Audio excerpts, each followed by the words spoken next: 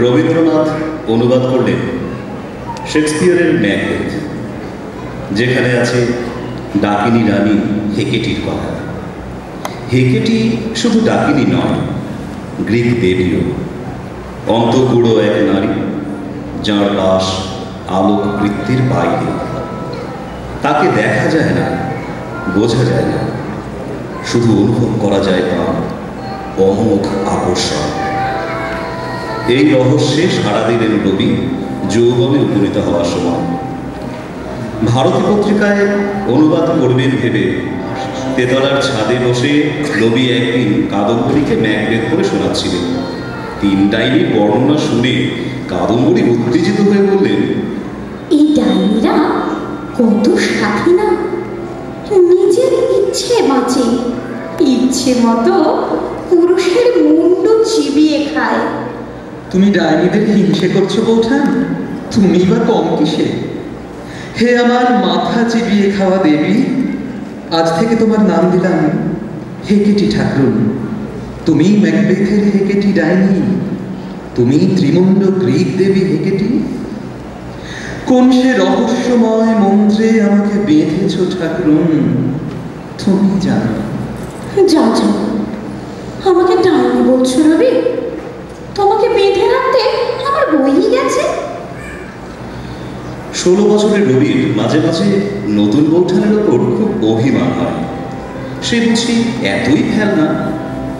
কৈশোরের ঘোর লাগা সরলতার গণ্ডি পেরিয়ে আচমকাই রবি প্রাপ্তবয়স্ক হয়ে যান। ধীরে ধীরে দেওর বৌদির এই মধুর সম্পর্কের মধ্য দিয়ে কখন যেন তৈরি হয়েছিল এক নিরন্তর সাহচর্য।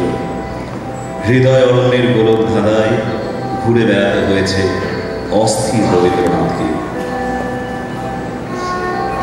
একবার বর্ষায়, যদিও কাদম্বরী হাওয়া বাগাতে এলেন শ্রীরামপুরের গঙ্গার ধারে বাগান বাড়িতে।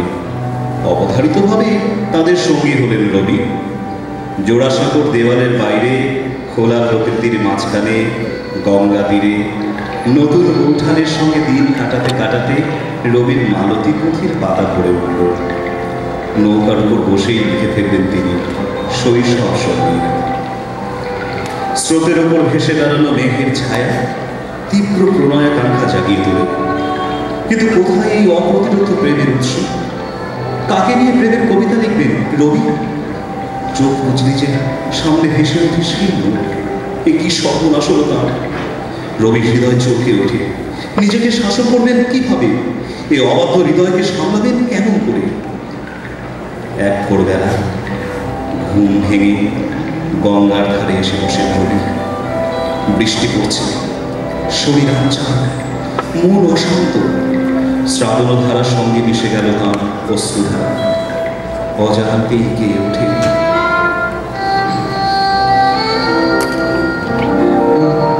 বড় উতলা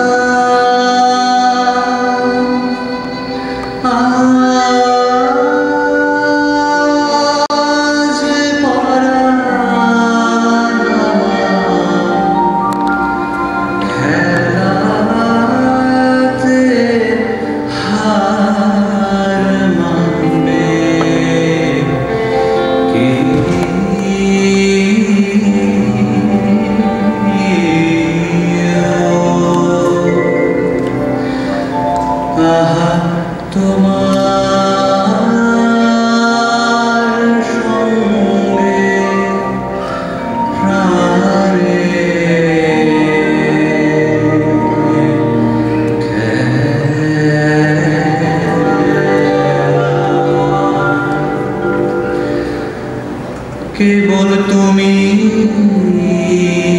কি গো এমনি ভাবে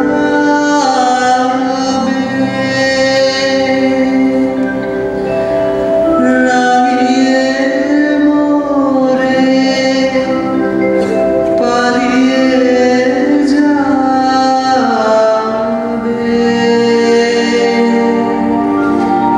কেবল তুমি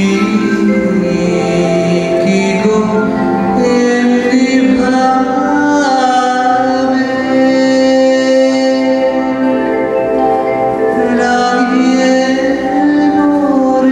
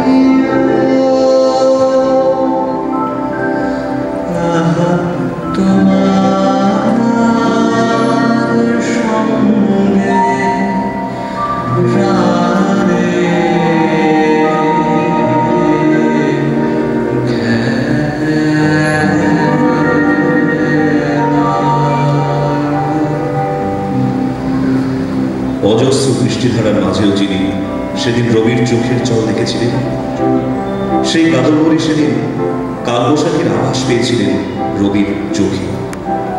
বুক গুড়ুগুড়ু করে অজানা এক শঙ্কা। কি হয়েছে ও? সামলাতে পারবেন তো রবিকে আর নিজেকে? মনের কথা লুকিয়ে গেলেন তিনি। ছেলে মানুষে ঝগড়ায় কাদম্বরী মেতে গেলেন রবির সঙ্গে। জ্যোতিরিন্দ্র প্রকাশ করছেন ভারতী পত্রিকা, ছবি আঁকছেন, নাটক লিখছেন, পিয়ানো বাজাচ্ছেন, আর প্রতিদিন সেরেস্তায় গিয়ে হিসাব দেখছেন।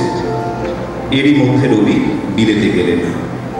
মাঝখানে উর্মিলার মৃত্যুর ঘটনায় একে একে বেঁচে থাকার দরজাগুলো যেন বন্ধ হয়ে যেতে লাগলো। জ্যোতিরিন্দ্রের সঙ্গে বিবাহ ক্লান্ত জীবন, তার সন্তানহীনতা আর জ্যোতির নটি আসক্তির জন্য অন্দরমহল দায়ী করেছে তাঁকে। তখনই তাঁর প্রথমবার আত্মহননের চেষ্টা। এরই মধ্যে বিলেত থেকে ফিরে এলেন রবি। বিলেতেও বারবার অনিবার্য নিয়তির মতো চোখের সামনে ভেসে উঠেছেন কাদম্বরী। 1881 সালে দ্বিতীয়বার বিলেত যাত্রা করেও সোজা বৌদিদির কাছেই ফিরে এলেন কার জন্য রবি। চন্দননগরের মোরান সাহেবের বাগান বাড়িটি ছেড়ে চৌরঙ্গি পাড়ায় সদর স্ট্রিটের 10 নম্বর বাড়িতে শুরু হলো জ্যোতি কাদম্বরীর নতুন সংসার। সঙ্গী হলেন রবি। জ্যোতি ঠাকুর আবার ডুবে গেলেন সাহিত্য চর্চা, জমিদারি দেখাশোনার কাছে, আর এর সঙ্গে যোগ হলো জাহাজ ব্যবসা। সারা দুপুর বিকেল রবি লিখে যান। হঠাৎ এক সময় ভেসে আসে পিয়ানোর সুর। ধ্যান ভেঙে রবি উঠে বসে।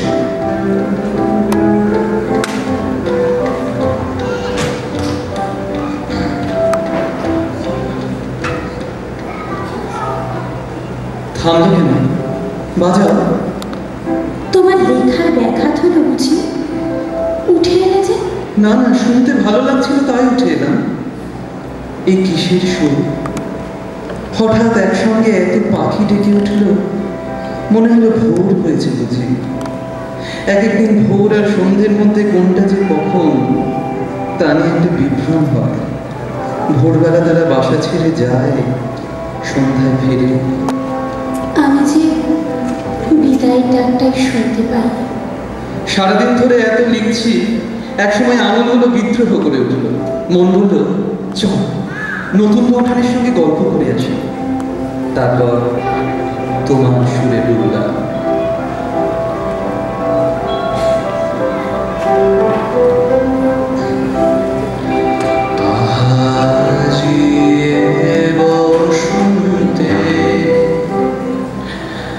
এত ফুল ফুটে,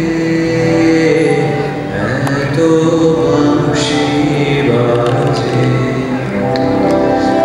এত পাখি গায়, আজি বসন্তে সখীর